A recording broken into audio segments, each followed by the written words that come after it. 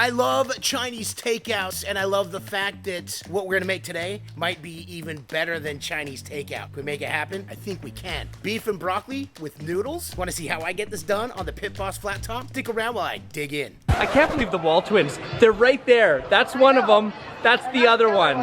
I'm the other one. Yeah, I said it, and I'm pretty confident that this beef and broccoli might be better than the takeout you get from Chinese restaurants. We love our Asian cooks. They're so fun and so easy to do on the griddle. And Adam and I haven't been able to get together lately with work, our schedules. It's been absolutely crazy. So Adam asked if I could put a video together today. And first of all, I want to shout out to Cassie on TikTok. I've been following you for a while, and I've had this cook saved because I have not been able to wait to do it. Adam, I'm sorry you're not here for this, but the show must go on. Let's go ahead and dive right into the groceries. We are using flank steak for this one today. We've got, of course, broccoli. We're using these Chinese noodles. This has soy sauce, oyster sauce. We're using sweet soy sauce, sesame oil, garlic, ginger, baking powder, baking soda, and cornstarch. I'll show you how we're going to use those both. Brown sugar, just to name a few of the things, and even white pepper as well. So, all right, so here's how I did the marinade. First of all, I took this flank steak.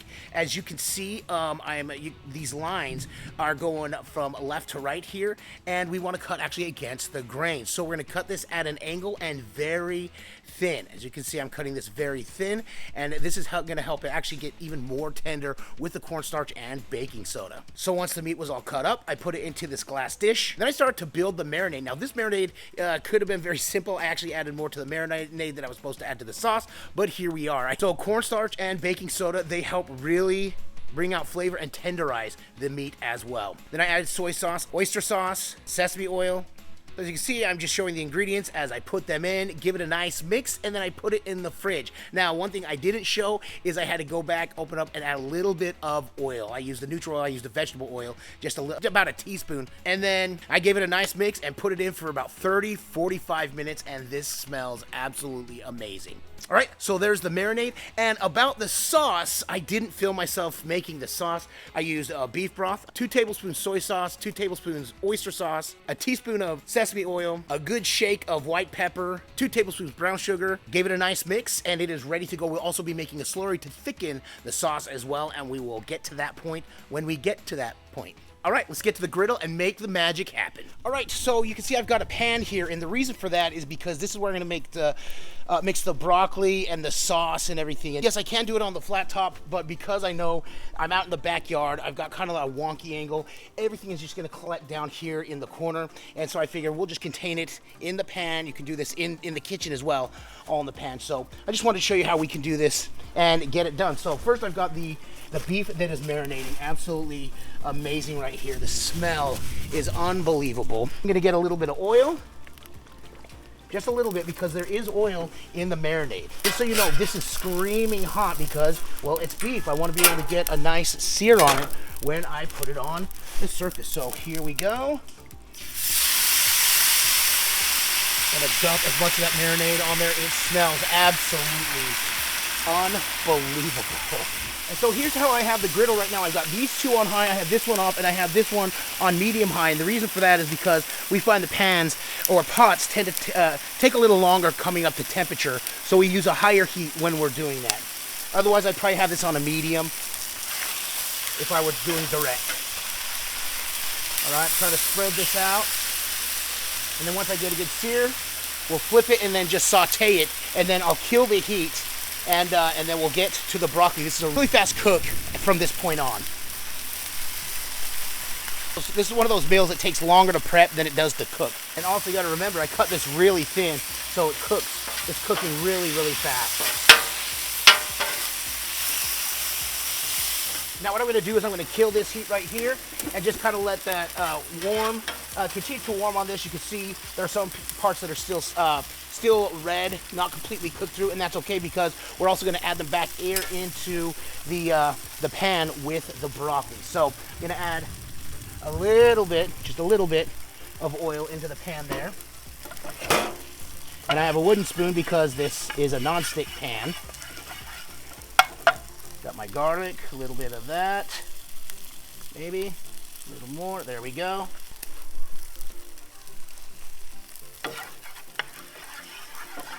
Turn this a little higher. And then we're just basically looking for this ginger and garlic to start to brown. Once it starts to brown, we're gonna go ahead and throw in the broccoli. I'm also trying to get this done in a hurry because I don't know if you can hear in the background, we've got some thunder going on. We do have some light rain for the next couple of hours.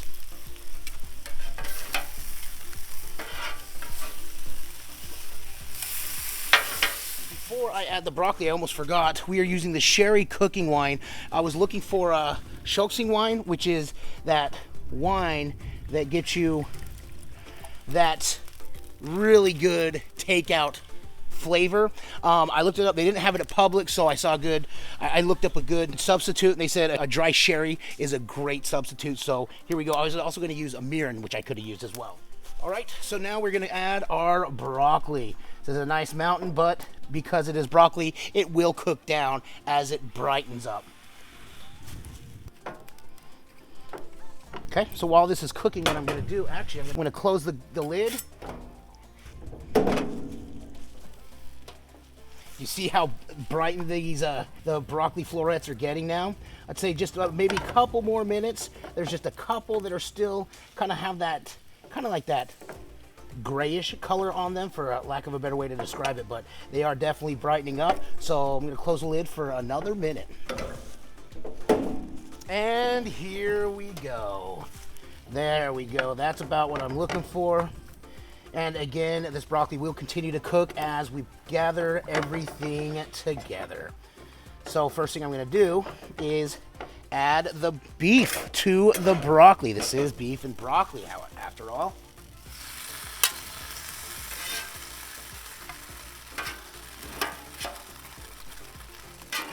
This is so amazing. Now to clean this side, I will actually use water because there were some sugars in the soy sauce and things like that in the marinade. So, all right. So now what I'm going to do is I'm actually going to add the sauce and then make the slurry. So now, like I said, I doubled up the recipe for the sauce. So I'm going to add just about half now, and I wouldn't mind if I add more just so I have extra sauce, because you know Adam and I, we're a saucy guys. We like it as sauce. So we're gonna get this stirred in for a little bit.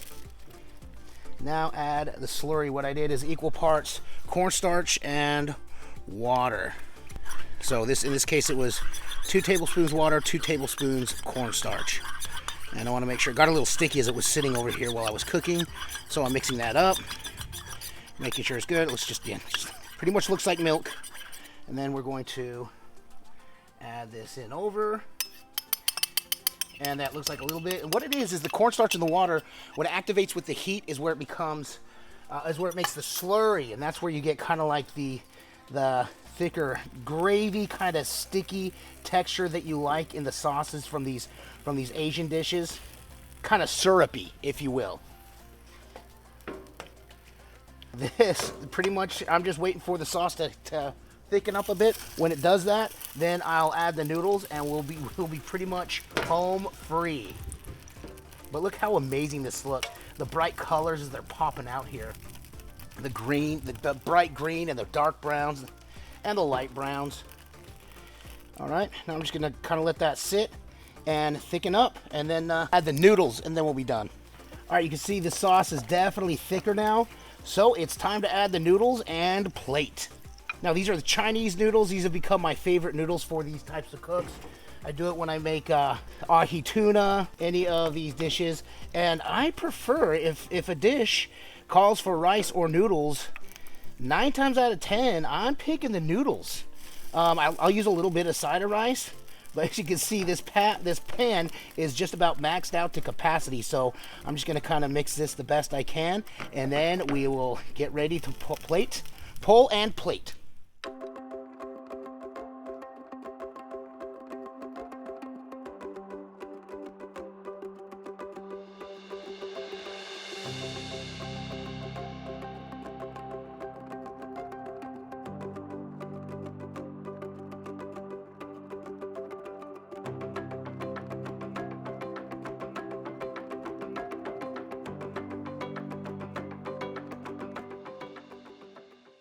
Forgot to garnish with the green onions, which we always forget. That or the sesame seeds, but not today, Satan.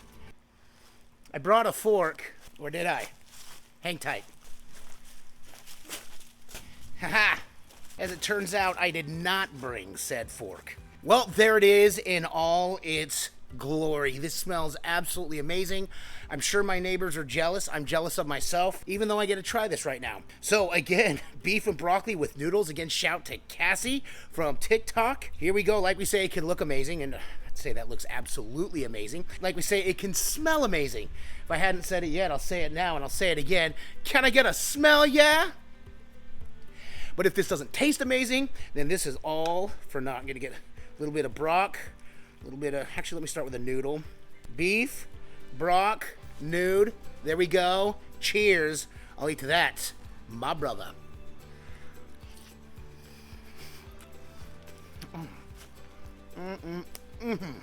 Better than Takeout. That beef is so tender.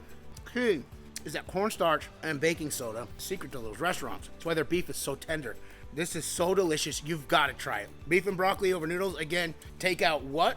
That's what I'm talking about. So there it is. You've got to give this a try. It is super easy. Again, the prep takes longer than the cook, but it is well worth it. And that's not even long. And then, of course, the marinade, you got to wait 30, 45 minutes. If this gave you an idea of something that you can cook on your griddle, make sure and give this a thumbs up. It's one way in which you can support us and what we do.